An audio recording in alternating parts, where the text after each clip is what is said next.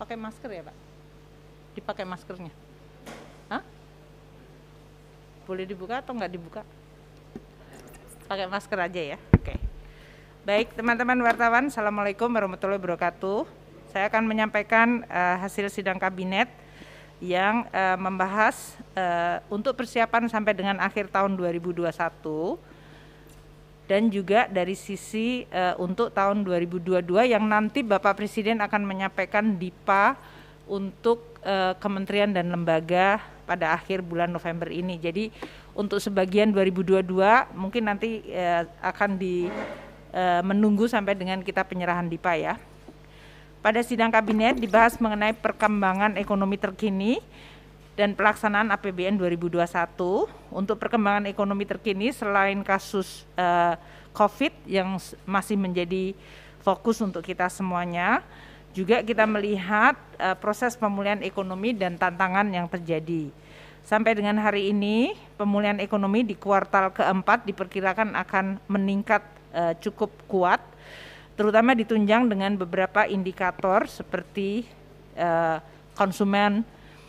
Consumer Confidence Index yang meningkat, Retail Sales Index meningkat, PMI manufaktur juga meningkat atau recover sesudah mengalami penurunan akibat Delta.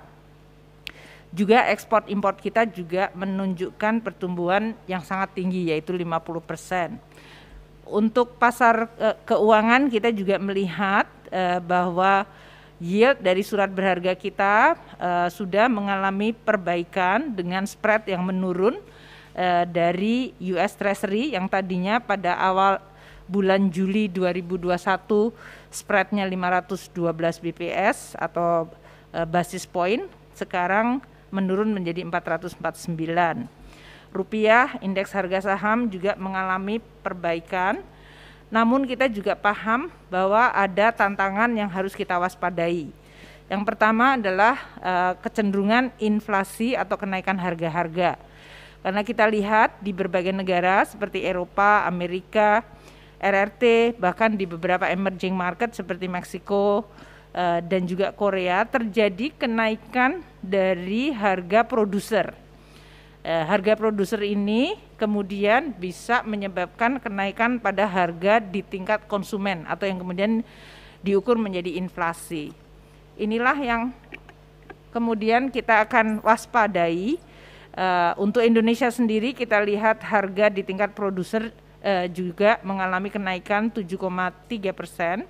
Kalau di Eropa kenaikannya bahkan mencapai 16,3%, Cina 13,5%. Dan di Amerika Serikat 8,6%, Korea 7,5%.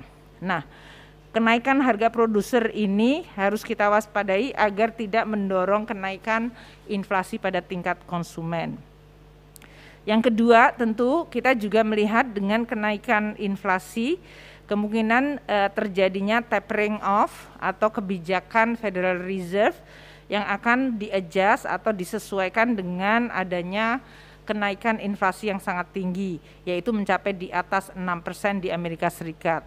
Ini dari sisi historis, secara historis, biasanya kenaikan Federal Fund Rate ini bisa menimbulkan potensi guncangan dari sisi capital flow ke emerging country dan juga kemudian menimbulkan ekses dari sisi nilai tukar dan bahkan bisa saja di berbagai negara berkembang atau negara emerging seperti yang kita lihat seperti di Argentina dan di Turki terjadi kenaikan inflasi dan depresiasi dari currency-nya yang sangat dalam. Ini bisa berpotensi menimbulkan ancaman terhadap stabilitas sistem keuangan. Jadi Indonesia juga harus berhati-hati dan waspada terhadap kemungkinan dinamika global yang berasal dari potensi tapering off ini. Nah, Indonesia sendiri dengan fondasi ekonomi yang terus kita perkuat, kita berharap akan memberikan kesiapan yang lebih baik dalam menghadapi kemungkinan dinamika global tersebut. Pemulihan ekonomi kita di kuartal ketiga sudah cukup menunjukkan bahwa seluruh sisi permintaan, konsumsi, investasi, ekspor, impor semuanya mengalami pembalikan atau pemulihan, rebound dan recover. Demikian juga dari seluruh sisi sektoral, baik itu di sektor perdagangan, manufaktur, pertambangan, konstruksi, akomodasi, transport maupun pertanian dan infokom, semuanya mengalami rebound dan recover di kuartal ketiga meskipun kita dihadapkan pada varian Delta yang cukup berat.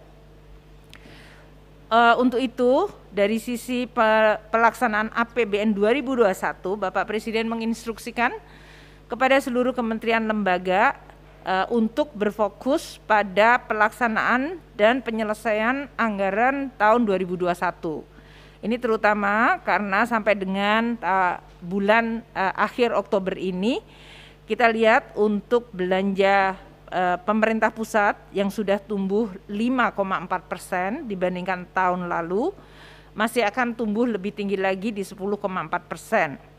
Dan belanja kementerian lembaga memang mengalami kenaikan yang cukup signifikan, 14,8%.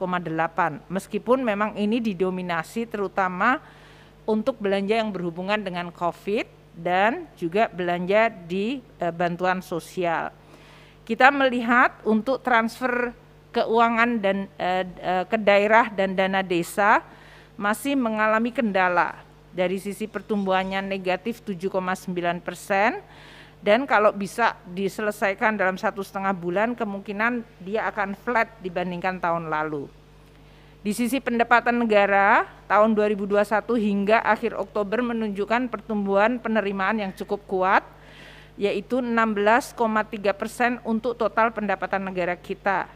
18,2% sampai dengan akhir Oktober, di mana penerimaan pajak tumbuh 15,3%, tahun lalu kontraksinya 18,8%. Jadi ini rebound dan recover penerimaan. Untuk bea cukai tahun lalu tumbuh 5,5%, tahun ini naik 25,5%, dan penerimaan negara bukan pajak yang tahun lalu kontraksi 16,3%, tahun ini tumbuh 25,2%. Sehingga total seluruh pendapatan negara tumbuh 18,2%. Tahun lalu pendapatan negara mengalami kontraksi 15,3%. Nah, dengan hal ini kita berharap akhir tahun ini kita akan mengalami defisitnya mengecil. Kalau di dalam Undang-Undang APBN, defisitnya di dalam undang-undang disebutkan 1.006,4 triliun atau 5,7% dari GDP. Tahun ini kita memperkirakan defisitnya akan mengecil, yaitu ke 873,6 triliun atau pada kisaran antara 5,2 hingga 5,4% dari PDB. Ini adalah perkembangan yang positif dari struktur APBN kita. Untuk pelaksanaan akhir tahun ini, Bapak Presiden meminta seluruh kementerian lembaga untuk fokus pada penyelesaian APBN, terutama belanja-belanja yang bisa memberikan manfaat bagi masyarakat dan pemulihan ekonomi.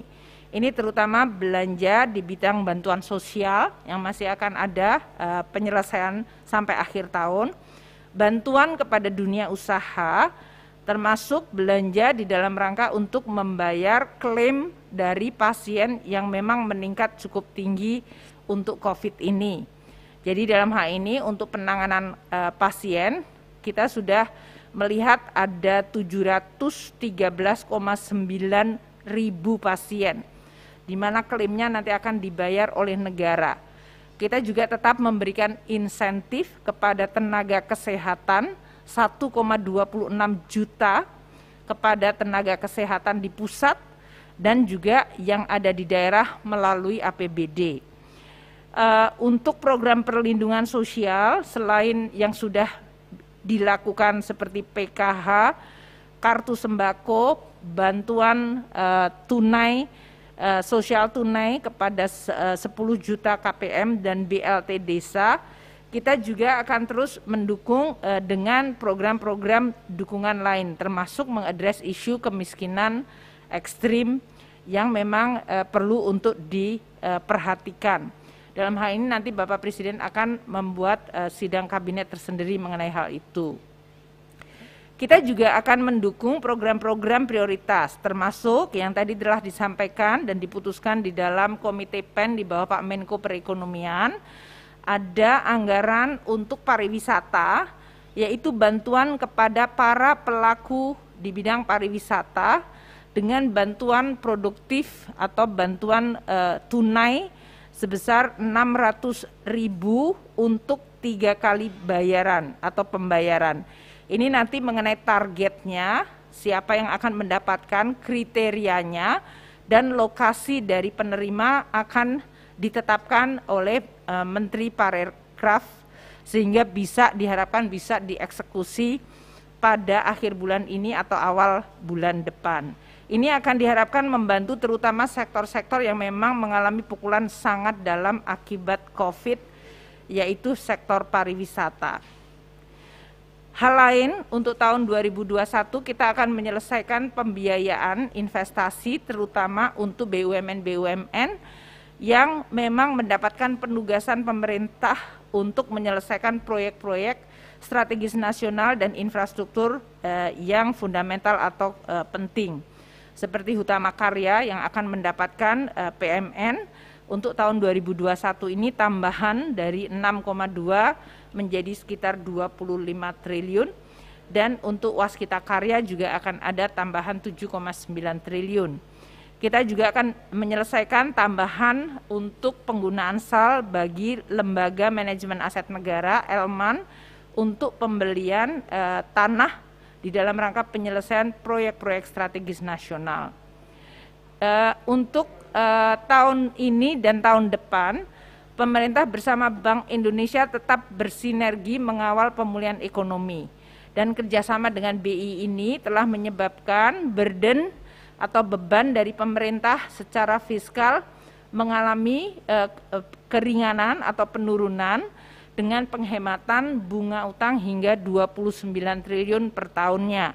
Ini karena adanya SKB dari Bank Indonesia dengan Kementerian Keuangan untuk bisa mendukung program-program yang berhubungan dengan COVID. Untuk tahun 2022, mungkin saya tidak akan menyampaikan bahwa karena nanti Bapak Presiden akan menyampaikan penyerahan DIPA pada pada akhir bulan ini.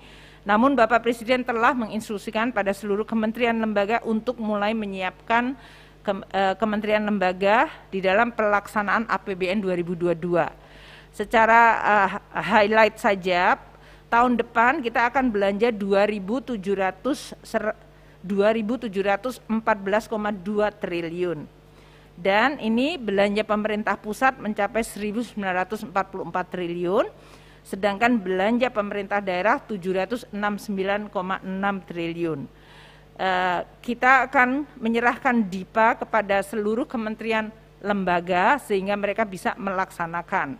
Ada satu hal yang penting untuk 2022, Bapak Presiden juga menginstruksikan agar seluruh kementerian lembaga memberikan atau melakukan pencadangan, sehingga kalau sampai terjadi adanya situasi seperti yang kita hadapi dengan varian Delta di bulan Juli Agustus lalu, kita tidak perlu melakukan refocusing yang membuat disrupsi di dalam pelaksanaan anggaran.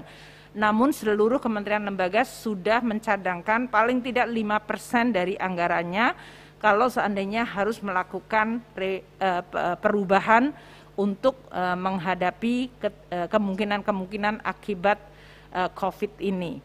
Itu yang mungkin bisa saya sampaikan. Terima kasih, mungkin itu saja. Ya, terima kasih ya.